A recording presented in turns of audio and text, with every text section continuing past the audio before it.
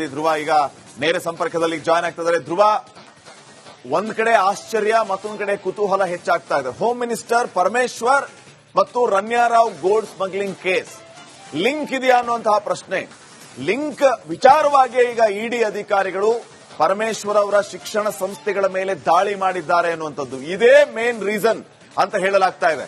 ಏನೆಲ್ಲ ಅಪ್ಡೇಟ್ಗಳು ಸಿಗ್ತಾ ಇದೆ ಪರ್ಟಿಕ್ಯುಲರ್ಲಿ ಈ ಆಂಗಲ್ ಇಂದ ನಾವು ನೋಡೋದಾದ್ರೆ?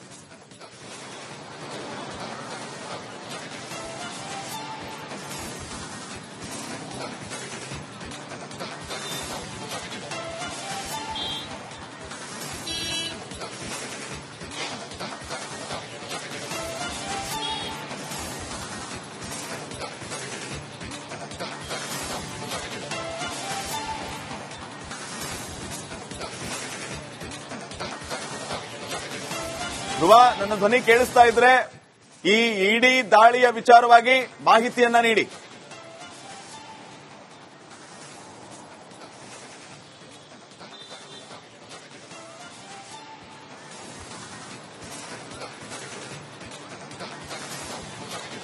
ಎಸ್, ಮುಖ್ಯವಾಗಿ ಗೃಹ ಸಚಿವ ಪರಮೇಶ್ವರ್ ಅವರ ನಿವಾಸದ ಮೇಲೆ ಈಗ ಸದ್ಯ ಇಡಿ ದಾಳಿ ಅಂದ್ರೆ ಪರಮೇಶ್ವರ್ ಅವರ ಸಿದ್ಧಾರ್ಥ ಇನ್ಸ್ಟಿಟ್ಯೂಟ್ ಏನಿದೆ ಅವರ ಶಿಕ್ಷಣ ಸಂಸ್ಥೆಯ ಮೇಲೆ ಸದ್ಯ ಇಡಿ ಅಧಿಕಾರಿಗಳು ದಾಳಿಯನ್ನ ಮಾಡಿದ್ದಾರೆ.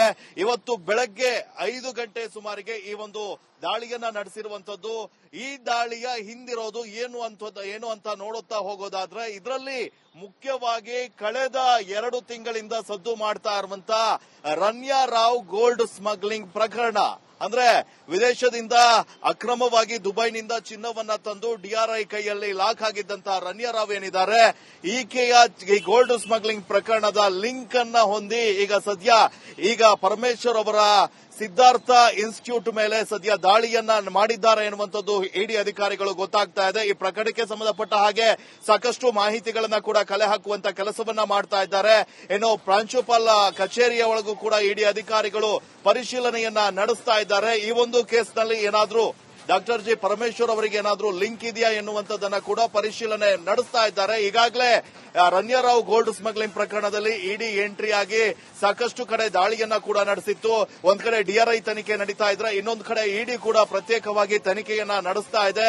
ಇದರಲ್ಲಿ ಅಕ್ರಮ ಹಣ ವರ್ಗಾವಣೆ ಇದ್ದಂತಹ ಕಾರಣಕ್ಕಾಗಿ ಈ ಒಂದು ಕೇಸ್ನಲ್ಲಿ ಆಳಕ್ಕೆ ಇಳಿದಂತ ಇಡಿ ಪ್ರತಿಯೊಂದು ದಾಖಲೆಗಳನ್ನ ಸಂಗ್ರಹಿಸುವಂತ ಕೆಲಸವನ್ನ ಮಾಡ್ತಾ ಇದೆ. ಅದರ ಮುಂದುವರೆದ ಭಾಗವಾಗಿ ಈಗ ಈ ಒಂದು ಪ್ರಕರಣದ ಲಿಂಕ್ ಇರುವಂತಹ ಹಿನ್ನೆಲೆಯಲ್ಲಿ ರಾಜ್ಯದ ಗೃಹ ಸಚಿವರಾದಂತಹ ಡಾಕ್ಟರ್ ಜಿ ಪರಮೇಶ್ವರ್ ಅವರ ಒಡೆತನದಲ್ಲಿರುವಂತಹ ಸಿದ್ಧಾರ್ಥ ಇನ್ಸ್ಟಿಟ್ಯೂಟ್ ಏನಿದೆ, ಆ ಒಂದು ಸಿದ್ಧಾರ್ಥ ಇನ್ಸ್ಟಿಟ್ಯೂಟ್ ಮೇಲೆ ಈಗ ಸದ್ಯ ದಾಳಿಯನ್ನ ನಡೆಸಿದ್ದಾರೆ. ಹಾಗಾದ್ರೆ ಯಾವೆಲ್ಲ ದಾಖಲೆಗಳು ಸಿಕ್ಕದು ಎನ್ನುವಂಥದ್ದು ಕೂಡ ಇನ್ನಷ್ಟೇ ಮಾಹಿತಿ ಲಭ್ಯವಾಗಬೇಕಾಗಿದೆ. ಆದ್ರೆ ಮುಖ್ಯವಾಗಿ ಈ ರನ್ಯಾರಾವ್ ಏನಿದೆ, ವಿದೇಶದಿಂದ ಚಿನ್ನವನ್ನ ತರುವಂತಹ ಸಂದರ್ಭದಲ್ಲಿ ಡಿಆರ್ಐ ಕೈಗೆ ಲಾಕ್ ಆಗಿದ್ರು. ಅಲ್ಲದೆ ಡಿಆರ್ಐ ತನಿಖೆ ವೇಳೆ ಕೂಡ ಹಲವು ಸ್ಫೋಟಕ ವಿಚಾರಗಳು ಬಯಲಾಗಿದ್ವು. ಕೆಜಿ ಗಟ್ಟಲೆ ಚಿನ್ನವನ್ನ ರನ್ಯಾ ಅಕ್ರಮವಾಗಿ ದುಬೈನಿಂದ ತರ್ತಾ ಇದ್ರು. ಆಕೆಗೆ ಕ್ಯಾಬಿನ್ ಸರ್ಕಾರದಿಂದನೇ ಸಾಥ್ ನೀಡ್ತಾ ಇದ್ದಾರೆ ಎನ್ನುವಂತ ಆರೋಪಗಳು ಕೂಡ ಕೇಳಿಬಂದಿದ್ವು. ಸದನದಲ್ಲಿ ಕೂಡ ಇದು ಸಾಕಷ್ಟು ಚರ್ಚೆಯಾಗಿತ್ತು. ವಿಪಕ್ಷಗಳು ಕೂಡ ಕಾಂಗ್ರೆಸ್ ಸರ್ಕಾರದ ವಿರುದ್ಧ ಬೊಟ್ಟು ಮಾಡಿ ತೋರಿಸ್ತಾ ಇದ್ವು. ಕಾಂಗ್ರೆಸ್ನ ಪ್ರಭಾವಿ ಸಚಿವರು ಇದರ ಹಿಂದಿದ್ದಾರೆ, ಗೋಲ್ಡ್ ಸ್ಮಗ್ಲಿಂಗ್ ನಲ್ಲಿ ಕಾಂಗ್ರೆಸ್ ಸಚಿವರೊಬ್ಬರಿದ್ದಾರೆ ಎನ್ನುವಂತ ಒಂದು ಆರೋಪಗಳನ್ನ ಮಾಡ್ತಾ ಇದ್ರು. ಈ ಎಲ್ಲ ಆರೋಪಗಳ ಬೆಳವಣಿಗೆಗಳ ನಡುವೆ ಈಗ ಸದ್ಯ ಈ ಪ್ರಕರಣದಲ್ಲಿ ಡಾಕ್ಟರ್ ಜಿ ಪರಮೇಶ್ವರ್ ಅವರ ನಿವಾಸದ ಮೇಲೆ ನಡೆದಂತಹ ಈ ಒಂದು ದಾಳಿ ಸಾಕಷ್ಟು ಈಗ ರಾಜಕೀಯ ವಲಯದಲ್ಲಿ ಆಗಿರಬಹುದು, ಹಾಗೆ ಈ ಒಂದು ಪ್ರಕರಣಕ್ಕೆ ಮತ್ತೊಂದು ತಿರುವನ್ನ ನೀಡುವಂತಹ ಸಾಧ್ಯತೆಗಳಿದ್ದಾವೆ. ಆದ್ರೆ ಈಗ ರನ್ಯಾರಾವ್ ಬಳಿ ರನ್ಯಾರಾವ್ ಅವರನ್ನ ತನಿಖೆ ಮಾಡುವಂತಹ ಸಂದರ್ಭದಲ್ಲಿ ಕೂಡ ಸಾಕಷ್ಟು ಮಾಹಿತಿಗಳನ್ನ ಕಲೆಕ್ಟ್ ಮಾಡಿದ್ದಾರೆ ಇಡಿ ಅಧಿಕಾರಿಗಳು. ಅಲ್ಲದೆ ಡಿಆರ್ಐ ಅಧಿಕಾರಿಗಳು ಕೂಡ ರನ್ಯಾರಾವ್ ಬಳಿ ಸಾಕಷ್ಟು ಮಾಹಿತಿಯನ್ನ ಸಂಗ್ರಹ ಮಾಡಿದ್ದಾರೆ. ಆದ್ರೆ ಈಗ ಮೊನ್ನೆ ರನ್ಯಾರಾವ್ಗೆ ಜಾಮೀನು ಸಿಕ್ಕಿದ್ರು ಕೂಡ ಕಾಪಿಫೋಸಾ ಆಕ್ಟ್ ಅಡಿ ರನ್ಯಾರಾವ್ ಹೊರಬರಲಿಕ್ಕೆ ಸಾಧ್ಯವಾಗಿಲ್ಲ. ಆದ್ರೆ ಈ ಒಂದು ಪ್ರಕರಣದಲ್ಲಿ ಈಗ ಸದ್ಯ ರಾಜಕೀಯ ತಿರುವುಗಳು ಇರೋದ್ರ ನಡುವೆ ಈಗ ಮತ್ತೊಂದು ಇಡಿ ದಾಳಿ ನಡೆದಿರುವಂತದ್ದು. ರಾಜ್ಯದ ಪ್ರಭಾವಿ ಸಚಿವರು, ಗೃಹ ಸಚಿವರ ಅವರಿಗೆ ಸಂಬಂಧಪಟ್ಟಂತಹ ಶಿಕ್ಷಣ ಸಂಸ್ಥೆಗಳ ಮೇಲೆ ಇಡಿ ದಾಳಿ ನಡೆದಿರುವಂತದ್ದು ಈಗ ಸಾಕಷ್ಟು ಕುತೂಹಲವನ್ನ ಮೂಡಿಸಿದೆ. ಇದು ರಾಜಕೀಯವಾಗಿ ಯಾವ ರೀತಿಯ ತಿರುವನ್ನ ಪಡೆಯುತ್ತೆ ಅನ್ನುವಂಥದ್ದನ್ನ ಕೂಡ ಕಾದ್ ನೋಡಬೇಕಾಗಿದೆ. ಆದ್ರೆ ಈ ಒಂದು ಪ್ರಕರಣದಲ್ಲಿ ಅವರ ಪಾತ್ರ ಏನು ಅನ್ನುವಂಥದ್ದು ಇನ್ನೂ ಕೂಡ ಬಹಿರಂಗವಾಗಿಲ್ಲ. ಯಾಕಾಗಿ ದಾಳಿಯನ್ನ ನಡೆಸಿದ್ರು ಅನ್ನುವಂಥದ್ದು ಇನ್ನೂ ಬಹಿರಂಗವಾಗಬೇಕಾಗಿರುವಂತದ್ದು. ಶ್ರೀಪಾದ್, ಧ್ರುವ, ಈಗ ನೇರ ಸಂಪರ್ಕದಲ್ಲಿ ಜಾಯ್ನ್ ಆಗ್ತಾ ಇದ್ದಾರೆ ಧ್ರುವ. ಒಂದ್ ಕಡೆ ಆಶ್ಚರ್ಯ, ಮತ್ತೊಂದ್ ಕಡೆ ಕುತೂಹಲ ಹೆಚ್ಚಾಗ್ತಾ ಇದೆ. ಹೋಮ್ ಮಿನಿಸ್ಟರ್ ಪರಮೇಶ್ವರ್ ಮತ್ತು Ranya Rao gold smuggling case link ಇದೆಯಾ ಅನ್ನುವಂತಹ ಪ್ರಶ್ನೆ. ಲಿಂಕ್ ವಿಚಾರವಾಗಿ ಈಗ ಇಡಿ ಅಧಿಕಾರಿಗಳು ಪರಮೇಶ್ವರ್ ಅವರ ಶಿಕ್ಷಣ ಸಂಸ್ಥೆಗಳ ಮೇಲೆ ದಾಳಿ ಮಾಡಿದ್ದಾರೆ ಅನ್ನುವಂಥದ್ದು ಇದೇ ಮೇನ್ ರೀಸನ್ ಅಂತ ಹೇಳಲಾಗ್ತಾ ಇದೆ. ಏನೆಲ್ಲ ಅಪ್ಡೇಟ್ಗಳು ಸಿಗ್ತಾ ಇದೆ ಪರ್ಟಿಕ್ಯುಲರ್ಲಿ ಈ ಆಂಗಲ್ ಇಂದ ನಾವು ನೋಡೋದಾದ್ರೆ?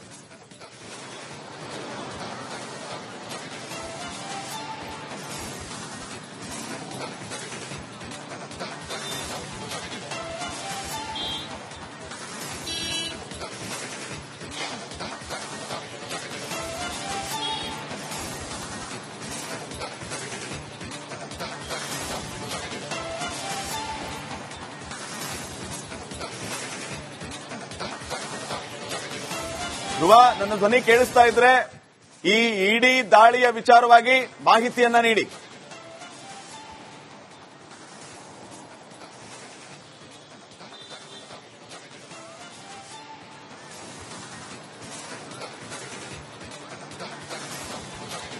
ಎಸ್, ಮುಖ್ಯವಾಗಿ ಗೃಹ ಸಚಿವ ಪರಮೇಶ್ವರ್ ಅವರ ನಿವಾಸದ ಮೇಲೆ ಈಗ ಸದ್ಯ ಇಡಿ ದಾಳಿ ಅಂದ್ರೆ ಪರಮೇಶ್ವರ್ ಅವರ ಸಿದ್ಧಾರ್ಥ ಇನ್ಸ್ಟಿಟ್ಯೂಟ್ ಏನಿದೆ ಅವರ ಶಿಕ್ಷಣ ಸಂಸ್ಥೆಯ ಮೇಲೆ ಸದ್ಯ ಇಡಿ ಅಧಿಕಾರಿಗಳು ದಾಳಿಯನ್ನ ಮಾಡಿದ್ದಾರೆ.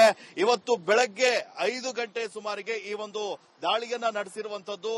ಈ ದಾಳಿಯ ಹಿಂದಿರೋದು ಏನು ಅಂತ ನೋಡುತ್ತಾ ಹೋಗೋದಾದ್ರೆ ಇದರಲ್ಲಿ ಮುಖ್ಯವಾಗಿ ಕಳೆದ 2 ತಿಂಗಳಿಂದ ಸದ್ದು ಮಾಡ್ತಾ ಇರುವಂತ ರನ್ಯಾರಾವ್ ಗೋಲ್ಡ್ ಸ್ಮಗ್ಲಿಂಗ್ ಪ್ರಕರಣ.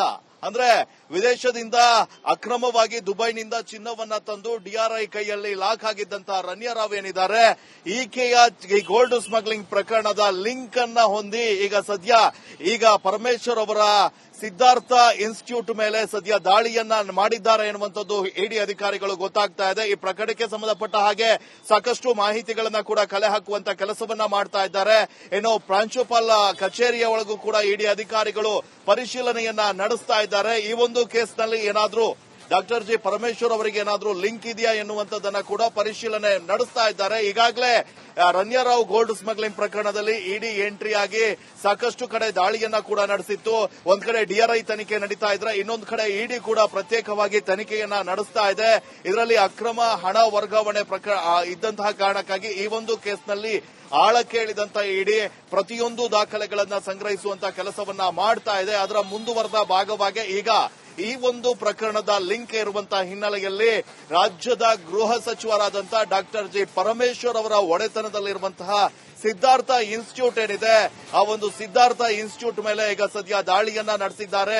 ಹಾಗಾದ್ರೆ ಯಾವೆಲ್ಲ ದಾಖಲೆಗಳು ಸಿಕ್ಕದು ಎನ್ನುವಂಥದ್ದು ಕೂಡ ಇನ್ನಷ್ಟೇ ಮಾಹಿತಿ ಲಭ್ಯವಾಗಬೇಕಾಗಿದೆ. ಆದ್ರೆ ಮುಖ್ಯವಾಗಿ ಈ ರನ್ಯಾರಾವ್ ಏನಿದೆ ವಿದೇಶದಿಂದ ಚಿನ್ನವನ್ನ ತರುವಂತಹ ಸಂದರ್ಭದಲ್ಲಿ ಡಿಆರ್ಐ ಕೈಗೆ ಲಾಕ್ ಆಗಿದ್ರು. ಅಲ್ಲದೆ ಡಿಆರ್ಐ ತನಿಖೆ ವೇಳೆ ಕೂಡ ಹಲವು ಸ್ಫೋಟಕ ವಿಚಾರಗಳು ಬಯಲಾಗಿದ್ವು. ಕೆಜಿ ಗಟ್ಟಲೆ ಚಿನ್ನವನ್ನ ರನ್ಯಾ ಅಕ್ರಮವಾಗಿ ದುಬೈನಿಂದ ತರ್ತಾ ಇದ್ರು. ಆಕೆಗೆ ಕ್ಯಾಬಿನ್ ಸರ್ಕಾರದಿಂದನೇ ಸಾಥ್ ನೀಡ್ತಾ ಇದ್ದಾರೆ ಎನ್ನುವಂತ ಆರೋಪಗಳು ಕೂಡ ಕೇಳಿಬಂದಿದ್ವು. ಸದನದಲ್ಲಿ ಕೂಡ ಇದು ಸಾಕಷ್ಟು ಚರ್ಚೆಯಾಗಿತ್ತು. ವಿಪಕ್ಷಗಳು ಕೂಡ ಕಾಂಗ್ರೆಸ್ ಸರ್ಕಾರದ ವಿರುದ್ಧ ಬೊಟ್ಟು ಮಾಡಿ ತೋರಿಸ್ತಾ ಇದ್ವು. ಕಾಂಗ್ರೆಸ್ನ ಪ್ರಭಾವಿ ಸಚಿವರು ಇದರ ಹಿಂದಿದ್ದಾರೆ, ಗೋಲ್ಡ್ ಸ್ಮಗ್ಲಿಂಗ್ ನಲ್ಲಿ ಕಾಂಗ್ರೆಸ್ ಸಚಿವರೊಬ್ಬರಿದ್ದಾರೆ ಎನ್ನುವಂತ ಒಂದು ಆರೋಪಗಳನ್ನ ಮಾಡ್ತಾ ಇದ್ರು. ಈ ಎಲ್ಲ ಆರೋಪಗಳ ಬೆಳವಣಿಗೆಗಳ ನಡುವೆ ಈಗ ಸದ್ಯ ಈ ಪ್ರಕರಣದಲ್ಲಿ ಡಾಕ್ಟರ್ ಜಿ ಪರಮೇಶ್ವರ್ ಅವರ ನಿವಾಸದ ಮೇಲೆ ನಡೆದಂತಹ ಈ ಒಂದು ದಾಳಿ ಸಾಕಷ್ಟು ಈಗ ರಾಜಕೀಯ ವಲಯದಲ್ಲಿ ಆಗಿರಬಹುದು, ಹಾಗೆ ಈ ಒಂದು ಪ್ರಕರಣಕ್ಕೆ ಮತ್ತೊಂದು ತಿರುವನ್ನ ನೀಡುವಂತಹ ಸಾಧ್ಯತೆಗಳಿದ್ದಾವೆ.